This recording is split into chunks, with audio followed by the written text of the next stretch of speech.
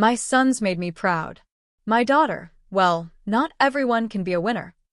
My sons bring me pride. As for my daughter, she's not one of life's champions. The words hit the banquet hall like a cold wind, followed by scattered, awkward laughter. The statement landed in the dining hall like a chilly gust of wind, followed by some sparse, uneasy laughter. I stood at the back of the room in Portland, Oregon, watching my father, Harold Bennett, deliver his retirement speech to a crowd of colleagues, family, and friends. I was at the rear of the room in Portland, Oregon, observing my dad, Harold Bennett, give his retirement speech to a large group of coworkers, relatives, and acquaintances. My grip tightened on the small wrapped box in my hands as I forced my face to remain neutral. As I held onto the little wrapped box, my knuckles whitened, and I made sure my expression didn't change. I owe everything to my boys, he continued, his voice swelling with pride as he gestured toward my brothers, Thomas with his law firm and James expanding the family construction business. I am grateful to my sons for everything, he went on, his voice full of pride as he pointed to my brothers, Thomas, who owns a law firm, and James, who is growing the family construction business. They understand what it means to build something lasting. They know how to build a legacy that will endure. More applause, more smiles, more validation for the Golden Sons, while I remained invisible at the back of the room. There was more applause, more smiles, and more recognition for the Golden Sons, while I stayed unseen at the room's back. My name is Naomi Bennett. I'm 39 years old, and tonight was supposed to be about celebrating my father's 40-year career as a structural engineer. I'm Naomi Bennett, age 39, and this evening was meant to honor my dad's 40 years as a structural engineer. Instead, it became another reminder of why I'd spent most of my adult life proving myself to a man who would never see me.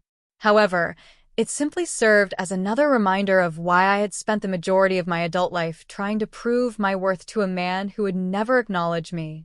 The banquet hall buzzed with the comfortable chatter of people who'd known each other for decades.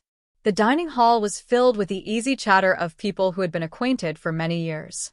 My father's colleagues from North Peak Engineering filled the tables, their wives dressed in their finest, everyone eager to honor Harold Bennett's distinguished career. My dad's co-workers from North Peak Engineering sat at the tables, their wives dressed up, and everyone was keen to celebrate Harold Bennett's successful career. Everyone except me seemed genuinely happy to be there. Everyone there seemed truly pleased to be in attendance, except for me. I watched Thomas lean back in his chair, basking in the praise. At 42, my oldest brother had built a successful law practice and married well. I saw Thomas lean back in his seat, enjoying the praise. At 42, my eldest brother had established a successful law firm and was well married. James, 38, had taken Dad's initial skepticism about his intelligence and turned it into determination, growing our family's small construction company into a regional powerhouse. James, 38, had transformed Dad's initial doubts about his intelligence into a strong resolve, making our family's small construction business into a powerful regional company. Both had given Dad the grandchildren he bragged about, the sons-in-law he respected, the legacy he could point to with pride. They both gave Dad the grandchildren he boasted about, the sons-in-law he admired, and a legacy he could proudly display. And then there was me. Naomi's always been different, Dad had told people over the years, usually with that particular tone that made different sound like a diagnosis. Naomi has always been unique, my dad would tell people, usually with a tone that made unique sound like a medical condition. She's got her head in the clouds with all those science projects. Never could get her to focus on practical things. She's a daydreamer with all those science projects. I could never get her to concentrate on practical matters. The irony wasn't lost on me that the man who built bridges for a living had never learned to build one to his daughter. I was well aware of the irony that a man whose profession was building bridges had never managed to build one with his own daughter. As Dad wrapped up his speech, thanking everyone for their years of friendship and collaboration, I made my decision. As Dad concluded his speech by thanking everyone for their many years of friendship and teamwork, I made up my mind. I walked toward the front of the room, my heels clicking against the hardwood floor. Conversations quieted as people noticed my movement. I moved toward the front of the room, my shoes making a tapping sound on the wooden floor. People's conversations faded as they saw me approaching. "Dad," I said, my voice carrying clearly across the sudden silence. "Dad," I said, my voice ringing out clearly in the sudden quiet. He looked surprised to see me approaching the podium. He appeared surprised to see me walking toward the stage. I placed the wrapped box on the table beside him. "From your biggest failure." I put the wrapped box on the table next to him. "This is from your biggest disappointment." The room went dead quiet. I could feel dozens of eyes on me, could sense the confusion and discomfort rippling through the crowd. The room fell completely silent. I could feel many eyes on me, and I could sense the confusion and unease spreading among the people. My father stared at the box, then at me, his mouth slightly open. My dad's gaze went from the box to me, his mouth slightly ajar. I turned and walked out, leaving behind 40 years of disappointment and a lifetime of being underestimated. I turned around and left, leaving behind 40 years of disappointment and a whole life of being undervalued. 20 minutes later, I sat in my car in the parking lot, hands shaking as I gripped the steering wheel. 20 minutes later, I was in my car in the parking lot, my hands trembling as I held onto the steering wheel. Through the windows of the banquet hall, I could see the party continuing, though the energy seemed different now. Looking through the dining hall windows, I could see the party was still going on, but the atmosphere felt different. People were probably wondering what had just happened, what was in that box, why Harold Bennett's daughter had made such a scene. People were likely questioning what had just occurred, what the box held, and why Harold Bennett's daughter had caused such a public display. The truth was, tonight had been building for decades. In reality, this moment had been a long time coming, decades in the making.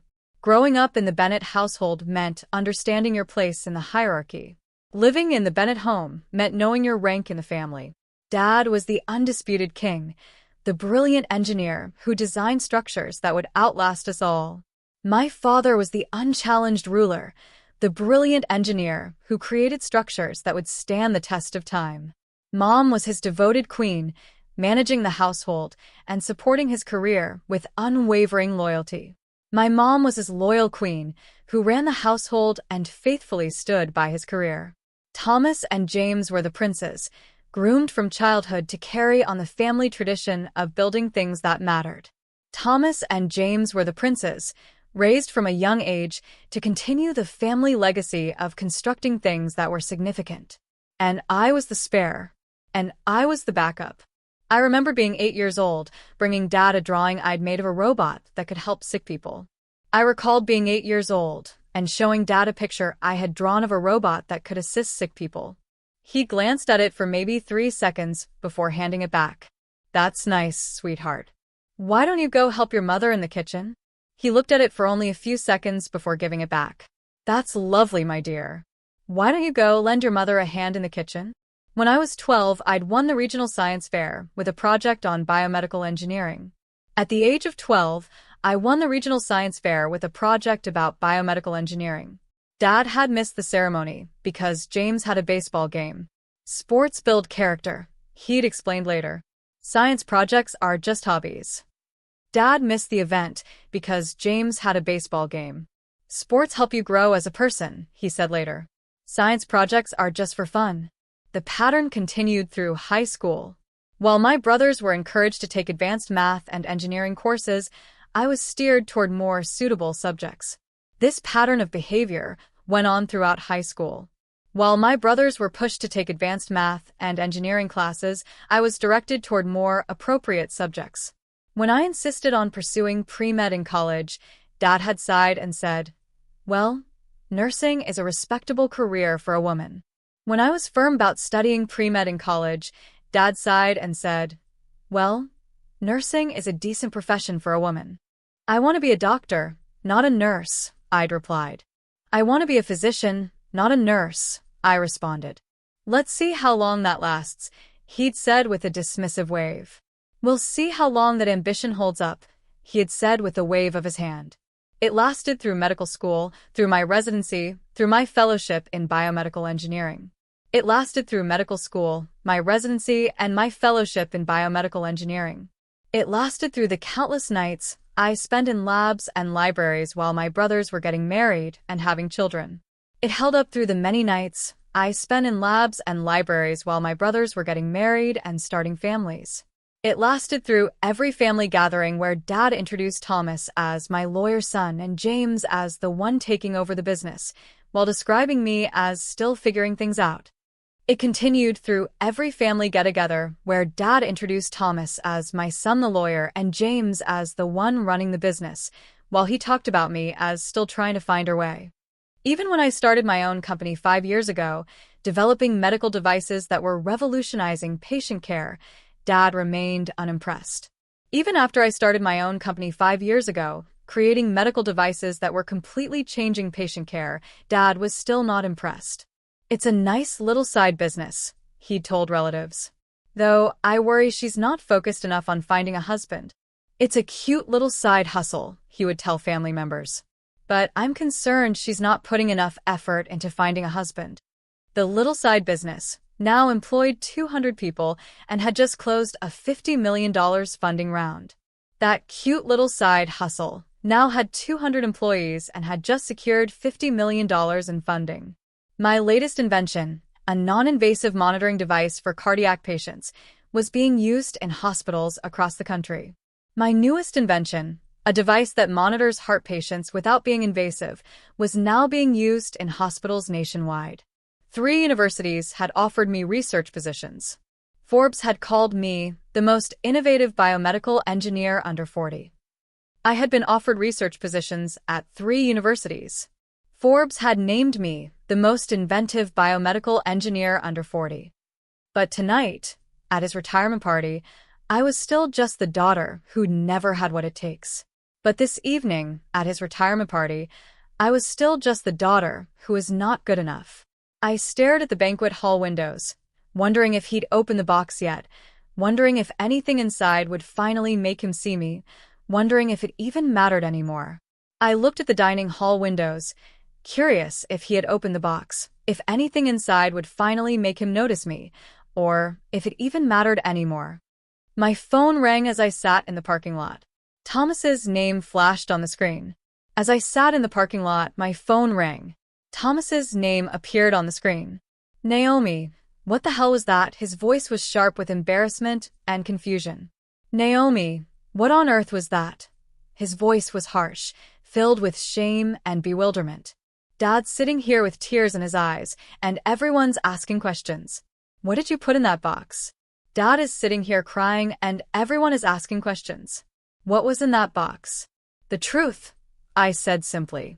The truth, was my simple reply. What does that mean? Mom's freaking out. James is trying to calm everyone down. And Dad won't tell anyone what's inside. You need to come back and explain yourself. What are you talking about? Mom is panicking. James is trying to settle everyone down. And Dad won't say what's in the box. You have to come back and explain. I almost laughed. Even now, even after what I'd just done, Thomas was more concerned about appearances than understanding. I almost chuckled. Even at this moment, after what I had just done, Thomas cared more about how things looked than what they meant. I don't need to do anything, Thomas. I've spent 39 years trying to explain myself to this family. I don't have to do anything, Thomas. For 39 years, I've been trying to justify myself to this family. You're being dramatic. Dad loves you. We all do. He just what? Just thinks I'm a failure? Just never bothered to learn what I actually do for a living? Just introduced his retirement party guests to his 2 successful sons and his disappointing daughter. You're overreacting. Dad loves you. We all do. He just what? He just believes I'm a failure? He just never took the time to understand what I do for a living? He just introduced his retirement party guests to his 2 successful sons and his unsuccessful daughter. Silence stretched between us. In the background, I could hear the murmur of the party continuing, though it sounded more subdued now. A long silence followed. In the distance, I could hear the low sound of the party, but it seemed quieter now. He didn't mean it like that, Thomas finally said, but his voice lacked conviction. "That's not what he meant," Thomas finally said, but he didn't sound sure. "Yes, he did. And you know what? It's fine. I stopped needing his approval a long time ago." "Yes, he did. And you know what? It's okay. I haven't needed his approval for a very long time." Then why the dramatic exit? Why embarrass him at his own party? That was the question I'd been asking myself. So, why the theatrical exit? Why did you humiliate him at his own party? That was the very question I had been asking myself. Why tonight? Why now? After all these years of swallowing my pride and forcing smiles at family gatherings. Why this evening? Why now? After all these years of holding back my pride and putting on fake smiles at family get-togethers. Maybe it was because I'd finally realized something. I wasn't angry at Dad for not understanding my success. I was angry at myself for still caring whether he did. Perhaps it was because I finally understood something. My anger wasn't directed at Dad for not comprehending my success. It was at myself for still caring if he did. "I have to go," I told Thomas. "I need to leave," I said to Thomas. "Naomi, wait." I hung up and started the car. "Naomi, stop." I ended the call and started the car. As I pulled out of the parking lot, I caught a glimpse through the banquet hall windows of Dad still sitting at the head table, the open box in front of him. As I drove out of the parking lot, I saw through the dining hall windows that Dad was still at the main table, with the open box in front of him. Even from a distance, I could see the papers scattered across the white tablecloth, could see him holding one of the frames. Even from far away, I could see papers spread across the white tablecloth and him holding one of the frames. Part of me wanted to know what he was thinking. Part of me wanted to go back inside and watch him read every word, see his face as he finally understood who I'd become. A part of me wanted to know what he was thinking. Another part of me wanted to return and watch him read everything, to see his face as he finally realized who I had become. But a bigger part of me realized it didn't matter anymore. But a larger part of me understood that it no longer mattered. I'd spent decades seeking validation from a man who saw my greatest achievements as hobbies. For decades, I had sought approval from a man who viewed my biggest accomplishments as just pastimes. I'd built a company that was changing lives, created technology that was saving patients across the country, earned respect from colleagues and competitors alike. I had built a company that was transforming lives, created technology that was helping patients nationwide, and gained respect from both co-workers and competitors. I'd done all of that while waiting for my father to notice. Tonight, driving away from his retirement party, I finally stopped waiting. I had accomplished all of that while hoping my father would finally take notice. Tonight, as I drove away from his retirement party, I finally gave up on that hope. The box contained 3 items, each one carefully chosen to tell a story Dad had never bothered to learn.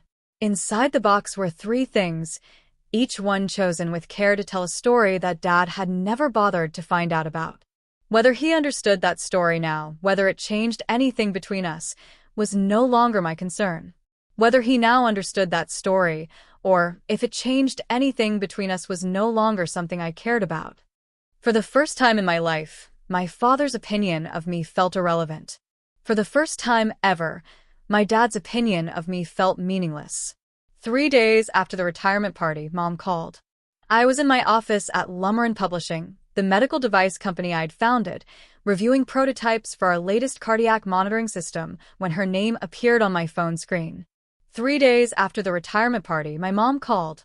I was at my office at Lummer & Publishing, the medical device company I started, looking at the models for our new heart monitoring system when I saw her name on my phone. "Naomi, honey, we need to talk." Her voice sounded tired, strained in a way I'd never heard before. "Naomi, sweetie, we have to talk."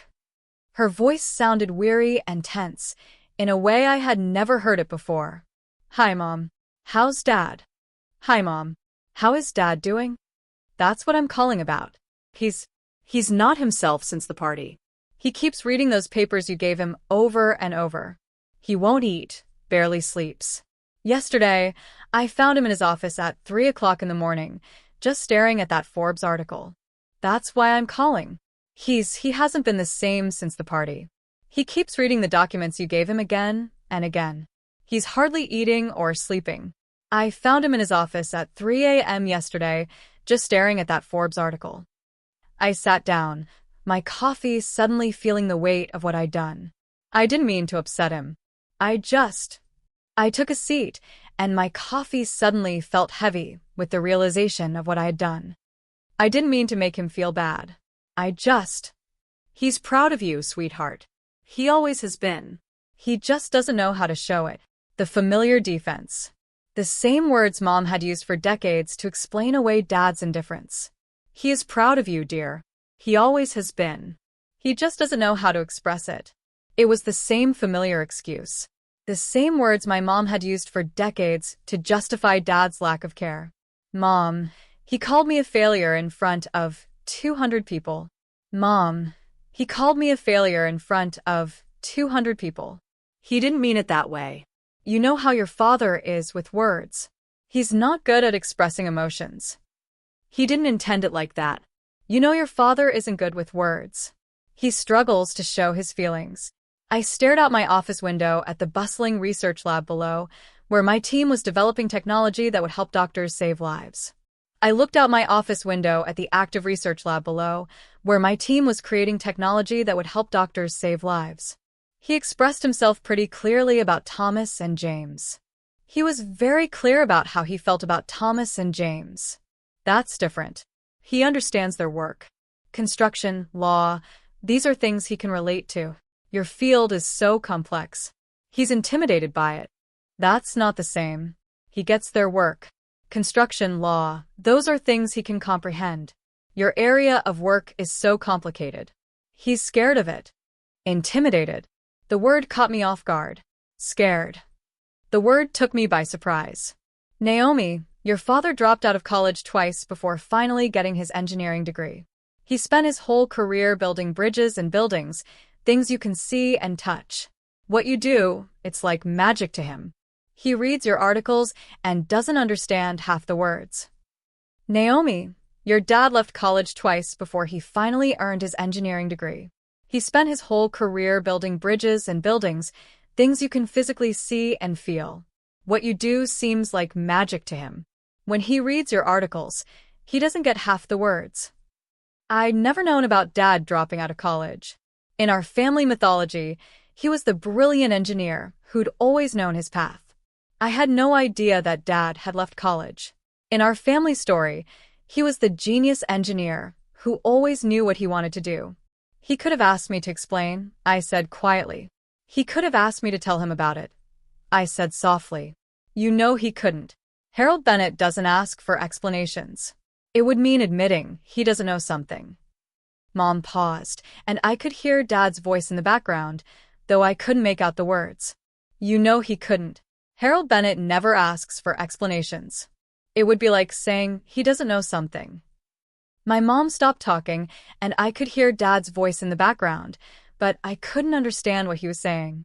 Naomi, there's something else. Something I need to tell you about that scholarship you set up. Naomi, there's another thing. Something I have to tell you about the scholarship you created. My chest tightened.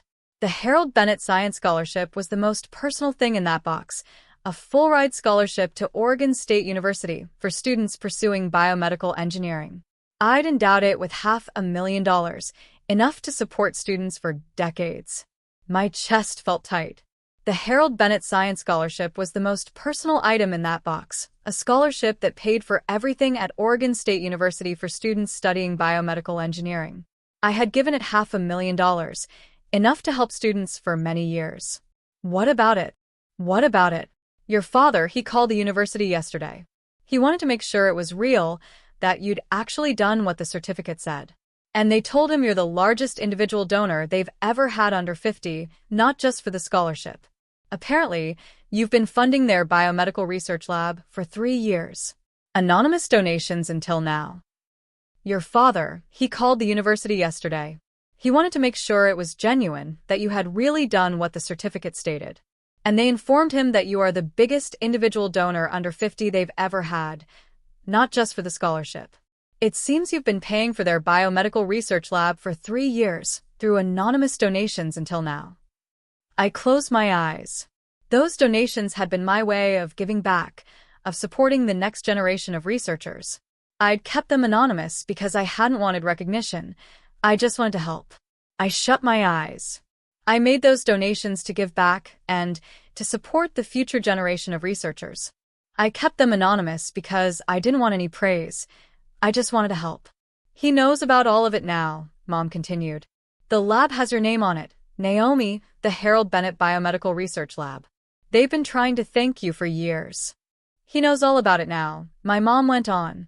The lab has your name on it, Naomi, the Harold Bennett Biomedical Research Lab. They've been trying to thank you for years. I hadn't known they'd named the lab after the scholarship. The irony wasn't lost on me.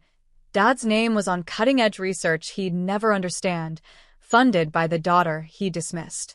I wasn't aware that they had named the lab after the scholarship. I couldn't ignore the irony. Dad's name was on a lab doing advanced research he would never understand, paid for by the daughter he had rejected. He's asking to see you, Mom said softly. Will you come over, please? He wants to see you, Mom said quietly. Can you come over, please? I looked at my calendar, packed with meetings and deadlines. My company was in the middle of negotiations with 3 major hospital systems. I had a prototype deadline next week that could revolutionize emergency cardiac care. I glanced at my calendar, which was full of meetings and due dates. My company was currently in talks with 3 big hospital networks. I had to finish a new product model by next week that could change how emergency heart care is given. But something in Mom's voice made me pause. I'll be there in an hour, I said. But something in my mom's voice made me stop and think. I'll be there in an hour, I said. As I drove across Portland to my childhood home, I wondered what I was walking into. Was this Dad finally ready to acknowledge what I'd built? Or was it another attempt to minimize my accomplishments, to find a way to make them about him? As I drove across Portland to the house where I grew up, I wondered what I was getting myself into. Was my dad finally ready to recognize what I had built? Or was he going to try to downplay my achievements and find a way to make them about himself? Either way, I was done pretending his opinion mattered. The girl who desperately wanted her father's approval was gone. In her place was a woman who'd learned to validate herself. In any case, I was done pretending his opinion was important. The girl who desperately wanted her father's approval was gone. In her place was a woman who had learned to be proud of herself. Dad was sitting in his study when I arrived, surrounded by the papers from the box. The Forbes article was spread across his desk, along with printouts that looked like they'd come from my company's website. When I got there, my dad was in his study, with the papers from the box all around him. The Forbes article was on his desk, along with printouts that seemed to be from my company's website. He looked up when I walked in, and I was startled by how much older he seemed than he had 3 days ago. He looked up as I entered, and I was shocked by how much older he looked compared to 3 days ago. Naomi. His voice was hoarse, uncertain. Thank you for coming. Naomi. His voice was rough and unsure. Thanks for coming. I sat in the chair across from his desk, the same chair where I'd received countless lectures about practical career choices and realistic expectations. Today, it felt different. Today, I wasn't the little girl seeking approval. I sat in the chair across from his desk, the same one where I had been given so many talks about smart career choices and being realistic. Today felt different. Today, I wasn't a little girl looking for his approval. Mom said you wanted to talk. Mom said you wanted to talk. He gestured at the papers scattered around him. I've been doing some reading about your company, about what you've accomplished. He gestured at the papers around him. I've been reading about your company, about what you've achieved. Just now, after 5 years. The question hung between us, sharp and unavoidable. Only now, after 5 years. The question lingered between us, biting and impossible to ignore. Dad's face flushed slightly. I thought I knew. I thought it was a small medical supply business or something. I didn't realize. My dad's face turned a little red. I thought I knew. I thought it was a small medical supply company or something similar. I didn't understand. He picked up the Forbes article, shaking his head. Naomi, you've built something extraordinary. He picked up the Forbes article, shaking his head. Naomi, what you've built is amazing. Yes, I have. My directness seemed to surprise him. He was used to me deflecting compliments, minimizing my achievements to make others comfortable. Yes, I have. My straightforwardness seemed to surprise him. He was used to me avoiding compliments and making my achievements seem smaller to make others feel at ease. This device you invented, the cardiac monitor, the article says it saved thousands of lives. This device you created, the heart monitor, the article says it has saved thousands of lives. Tens of thousands, actually. The latest models are being used in emergency rooms across the country. We're expanding to Europe next year. Tens of thousands, actually. The newest models are being used in emergency rooms all over the country. We are expanding to Europe next year. Dad stared at me as if seeing me for the first time. How did you do it? How did you build all this? The question was so genuine, so devoid of his usual dismissiveness that it caught me off guard. Dad looked at me as if he was seeing me for the very first time. How did you do that? How did you create all of this? The question was so sincere and lacked his usual scorn that it took me by surprise. For a moment, I saw not the father who disappointed me, but an old man genuinely trying to understand his daughter's life. For a moment, I didn't see the father who let me down, but an old man who is truly trying to understand his daughter's life. Hard work. A lot of very smart people who believed in the vision. And about 15 years of your constant skepticism motivating me to prove you wrong. He winced at that last part. Hard work. A lot of very intelligent people who believed in the idea. And about 15 years of your constant doubt, pushing me to show you that you were wrong. He flinched at the last part. Naomi, Let me finish. My voice was calm, but firm. I started this company because I saw problems in healthcare that needed solving. Patients were dying because existing monitoring equipment was too expensive, too complex, or too unreliable. I knew I could build something better. Let me finish. My voice was quiet but strong. I began this company because I noticed problems in healthcare that needed to be fixed. Patients were dying because the current monitoring equipment was either too pricey, too complicated, or not dependable. I knew I could build something superior. I gestured to the Forbes article on his desk. That device has a 98% accuracy rate and costs 1/3 of what similar equipment used to cost. It's not about the money or the recognition. It's about the emergency room doctor in rural Montana who can now diagnose heart attacks in patients who would have died 20 years ago. I pointed to the Forbes article on his desk. That device is 98% accurate and costs 1/3 of what similar equipment used to. It's not about the money or the fame. It's about the doctor in the emergency room in a rural part of Montana who can now find heart attacks in patients who would have died 20 years ago. Dad's eyes were filling with tears. I had no idea. I never bothered to learn. Tears filled my dad's eyes. I had no clue. I never bothered to find out. No, you didn't. You dismissed it as a hobby, just like you dismissed everything else I ever cared about. No, you didn't. You treated it like a hobby, just like you treated everything else I cared about. I was wrong. The words came out barely above a whisper. I was so wrong, and I don't know how to fix it. I was mistaken. The words were almost a whisper. I was so wrong, and I don't know how to make it right. I studied his face, looking for signs of the manipulation I'd grown so used to, but all I saw was genuine remorse and something that looked like awe. I looked closely at his face, searching for any sign of the dishonesty I had become used to, but all I saw was true regret and something that resembled admiration. Dad, do you know what I wanted most when I was growing up? He shook his head. I wanted you to ask me about my day just once. I wanted you to show up to one of my science fairs, to read one of my school papers, to act like what I was doing mattered to you. Dad, do you know what I wanted more than anything when I was a kid? He shook his head. I just wanted you to ask me about my day one time. I wanted you to come to one of my science fairs, to read one of my school papers, to act like what I was doing was important to you. It did matter. You mattered. I didn't know how to connect with you. Your brothers were so much like me, and you were so... He searched for the word. Different. Brilliant. You were brilliant in ways I couldn't understand. It intimidated me. It didn't matter. You mattered. I didn't know how to bond with you. Your brothers were so much like me, and you were so... He looked for the right word. Unique. Brilliant. You were brilliant in ways I couldn't comprehend. It made me feel small. The admission hung in the air between us, raw and honest in a way our family had never been. The admission hung in the air between us, raw and sincere in a way our family had never been before. There's something else, Dad said, reaching for a manila folder I hadn't noticed before. I've been making some calls since the party, learning about things I should have known years ago.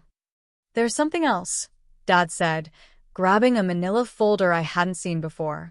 I've been making some phone calls since the party, finding out things I should have known years ago. He opened the folder and pulled out a stack of papers, press releases, medical journal articles, university announcements, all featuring my name and work. He opened the folder and took out a pile of papers, press releases, medical journal articles, university announcements, all with my name and work on them. Did you know you've been nominated for the National Medal of Technology and Innovation? He held up an official-looking document. The White House, Naomi. The President wants to recognize your contributions to American innovation. Did you know you've been put up for the National Medal of Technology and Innovation? He held up an official-looking paper. The White House, Naomi. The President wants to recognize your work in American innovation. I had known. Actually, the notification had come last month, and I'd been too busy with product launches to think much about it. Awards and recognition had stopped feeling important after years of working for personal satisfaction rather than external validation. I did know. In fact, I was told last month, but I was too busy with new product launches to think much about it. Awards and recognition had stopped mattering to me after years of working for my own fulfillment instead of for outside approval. And this, he pulled out another paper. You've been invited to present at the World Health Organization's Conference on Medical Device Innovation. They're calling your work paradigm shifting. And this, he took out another paper. You've been asked to speak at the World Health Organization's Conference on Medical Device Innovation. They're calling your work groundbreaking. Dad set the papers down and looked at me with something approaching wonder. How did I miss all of this? How did I have a daughter changing the world and not even notice? Dad placed the papers down and looked at me with what seemed like amazement. How did I not see any of this? How could I have a daughter who is changing the world and not even notice? Because you never looked, I said simply. You decided who I was when I was 8 years old and never bothered to update your assessment. Because you never paid attention, I said simply. You made up your mind about who I was when I was 8 years old and never bothered to change your opinion. I know, and I'll regret that for the rest of my life. He paused, seeming to gather courage for something. Naomi, would you explain it to me? Your work? I want to understand. I know, and I will be sorry about that forever. He paused, as if getting ready to say something brave. Naomi, would you tell me about it? Your work? I want to understand. For 39 years, I dreamed of this moment, Dad finally asking about my passion, wanting to understand what drove me. Now that it was happening, I felt surprisingly detached from it. For 39 years, I had wished for this moment for Dad to finally ask about my passion, to want to understand what motivated me. Now that it was happening, I felt surprisingly disconnected from it. It's complex. Medical device engineering requires understanding of physiology, electronics, material science, data analysis. It's complicated. Medical device engineering needs an understanding of how the body works, electronics, materials, and data analysis. I'm not as smart as you, he interrupted. But I'm not stupid. Try me. I'm not as intelligent as you, he cut in. But I'm not dumb. Give it a shot. I studied his face, seeing genuine curiosity there. Slowly, I began to explain how cardiac monitors work, how I'd identified the flaws in existing technology, how my team had developed solutions that were more accurate and more affordable. I looked at his face and saw real interest. Slowly, I started to explain how heart monitors function, how I found the problems with the current technology, and how my team had created solutions that were more precise and less expensive. So the sensors you developed can detect irregularities that older machines miss? He asked. So the sensors you made can find problems that older machines can't? He asked. Exactly. And because our device uses machine learning algorithms, it gets better at diagnosis over time. It learns from every patient it monitors. Exactly. And because our device uses computer learning, it gets better at finding problems over time. It learns from every patient it checks. He shook his head in amazement. That's incredible, Naomi. You're saving lives every day. He shook his head in wonder. That's amazing, Naomi. You're saving lives every single day. The conversation continued for another hour. Dad asked about my team, my manufacturing process, my plans for expansion. For the first time in my life, he seemed genuinely interested in understanding my world. The conversation went on for another hour. Dad asked about my team, how we make things, and my plans to grow the company. For the first time in my life, he seemed truly interested in understanding my life. But something had shifted in me during those 3 days since the party. His attention felt too little, too late. But something had changed inside me in the 3 days since the party. His attention felt like it was too little, too late. I should go, I said finally. I have a board meeting this afternoon. I need to leave, I said at last. I have a meeting with the board this afternoon. Wait. Dad stood as I did. Naomi, I know I can't undo 40 years of not seeing you, but I want to try to do better. I want to be the father you deserved. Wait. Dad stood up with me. Naomi, I know I can't change 40 years of not noticing you, but I want to try to be a better dad. I want to be the father you deserved. I looked at him, this man who'd shaped so much of my early life through his indifference, and felt something close to pity, not for his ignorance, but for everything he'd missed by choosing not to see me.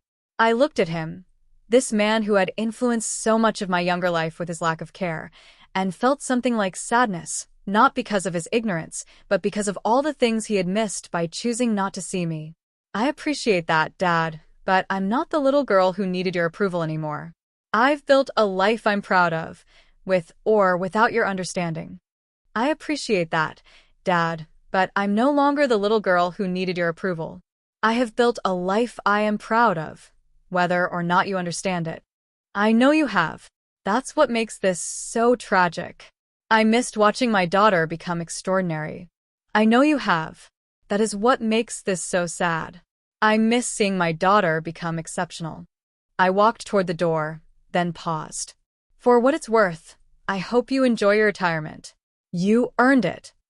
I walked toward the door and then stopped. For what it's worth, I hope you enjoy your retirement. You deserve it. As I drove back to the office, I realized something had been resolved, though not in the way I'd expected. I'd finally gotten my father's attention, his respect, even his admiration, and I discovered it no longer mattered to me. As I drove back to the office, I realized that something had been settled, just not in the way I had thought. I had finally gotten my father's attention, his respect, and even his admiration, and I learned that it no longer mattered to me. 2 weeks later, I was in my office when Thomas called. I almost didn't answer. My relationship with my brothers had grown even more strained since the retirement party, but curiosity got the better of me. 2 weeks later, I was in my office when Thomas called. I almost didn't pick up. My relationship with my brothers had become even more tense since the retirement party, but I was too curious to ignore it. Naomi, we have a problem, he said without preamble. Naomi, there's an issue, he said right away. Dad's been calling everyone we know, telling them about your company, about your achievements. He's like a broken record. Dad has been calling everyone we know and telling them about your company and your accomplishments. He's acting like a repetitive record player. That's a problem? That's a problem? He showed up at my law firm yesterday with printed copies of that Forbes article. He cornered 3 of my partners in the break room and spent an hour explaining your cardiac monitoring device. He doesn't even understand what you do, but he's trying to tell everyone about it. He came to my law firm yesterday with copies of that Forbes article. He cornered 3 of my business partners in the break room and spent an hour telling them about your heart monitoring device. He doesn't even get what you do, but he's trying to tell everyone about it. I almost smiled. Dad, who'd never shown interest in my work, was now apparently its biggest advocate. I almost smiled. Dad, who had never shown any interest in my work, now seemed to be my biggest supporter. He did the same thing at James' office, Thomas continued, and at his golf club and at Mom's book club. He's driving everyone crazy, Naomi. He's become obsessed. With what? With you. With making sure everyone knows how successful his daughter is. It's like he's trying to make up for 40 years of not bragging about you by doing it all at once. He did the same thing at James' office, Thomas continued, and at his golf club and at Mom's book club. He's making everyone crazy, Naomi. He's become obsessed. With what? With you. With making sure that everyone knows how successful his daughter is. It's like he's trying to make up for 40 years of not bragging about you by doing it all at the same time. I leaned back in my chair, processing this. Dad, who'd introduced me as still figuring things out for most of my adult life, was now apparently my unofficial publicist. I sat back in my chair, thinking about this. Dad, who had introduced me as still trying to find her way for most of my adult life, now seemed to be my own personal publicist. There's more, Thomas said. He wants to throw you a party. A celebration of your achievements. He's already called the country club, started making a guest list. He wants to invite everyone from the retirement party and formally, apologize. Introduce you properly. There's more, Thomas said. He wants to throw a party for you. A celebration of your accomplishments. He has already called the country club and started making a guest list. He wants to invite everyone from the retirement party and formally, say he's sorry. Introduce you the right way. The irony was thick. After a lifetime of being overlooked, Dad wanted to put me center stage. But now that he was finally ready to see me, I'd moved beyond needing to be seen by him. The irony was very strong. After a whole life of being ignored, my dad wanted to put me in the spotlight. But now that he was finally ready to see me, I had moved past needing his attention. Tell him no, I said. Tell him no, I said. What? Tell him I don't want a party. I don't need him to introduce me to people. I don't need his validation or his public apologies. What? Tell him I don't want a party. I don't need him to introduce me to people. I don't need his approval or his public apologies. Naomi, he's trying. He's really trying to make things right. Naomi, he's making an effort. He's really trying to fix things. I know he is, but that's for him, not for me. I'm not interested in being his redemption story. I know he is, but he's doing it for himself, not for me. I don't want to be the subject of his story of forgiveness. The next morning, Dad showed up at my office. My assistant tried to stop him, but he'd apparently charmed his way past building security and made it all the way to my floor. The next morning, Dad appeared in my office. My assistant tried to stop him, but he had somehow convinced the building's security to let him pass and made it all the way to my floor. We need to talk, he said, standing in my doorway with the same determined expression I'd seen him wear when tackling difficult engineering problems. We have to talk, he said, standing in my doorway with the same determined look I had seen on his face when he was dealing with difficult engineering problems. Dad, I'm in the middle of. I know you don't want the party. Thomas told me, but I need you to understand something. He stepped into my office and closed the door behind him. I'm not doing this for me. I'm doing it for you. I know you don't want the party. Thomas told me, but I need you to understand something. He walked into my office and closed the door. I'm not doing this for myself. I'm doing it for you.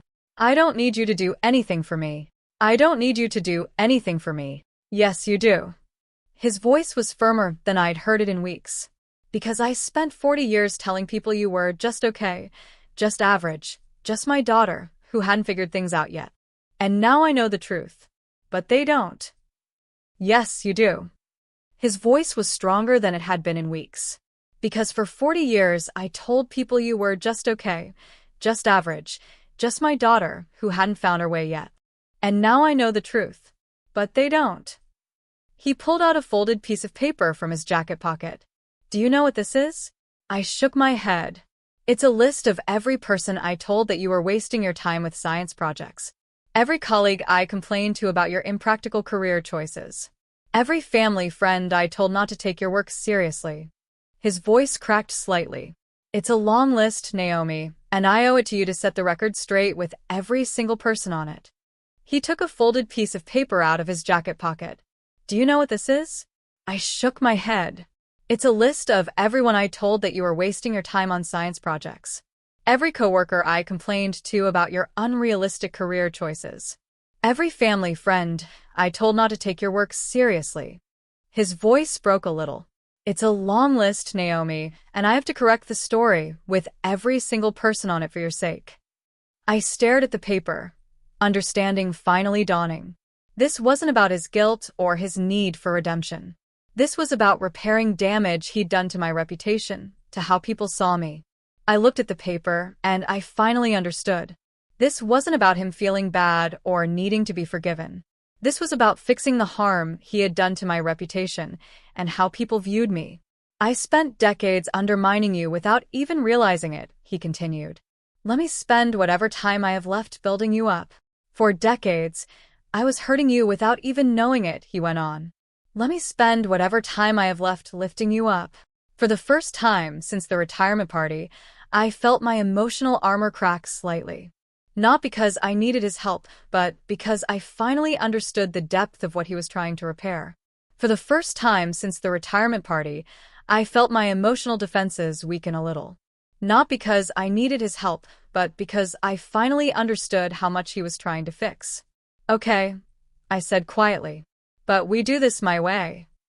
Okay, I said quietly. But we will do this on my terms. Dad's face lit up with relief and gratitude.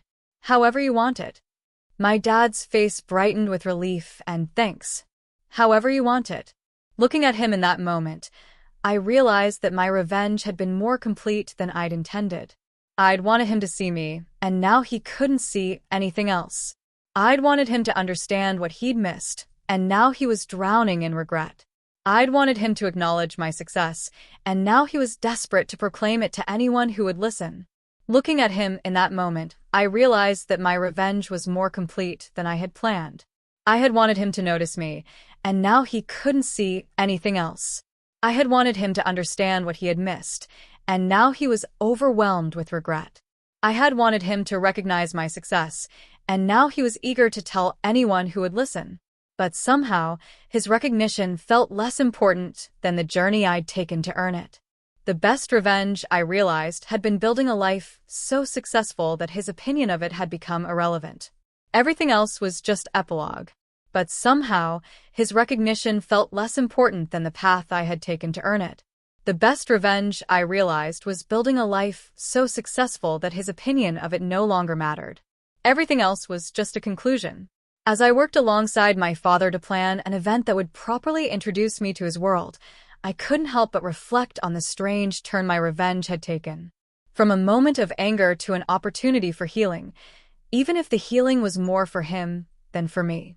As I worked with my dad to plan a party that would properly introduce me to his world, I couldn't help but think about the strange way my revenge had turned out. It went from a moment of anger to a chance for things to get better, even if the healing was more for him than for me.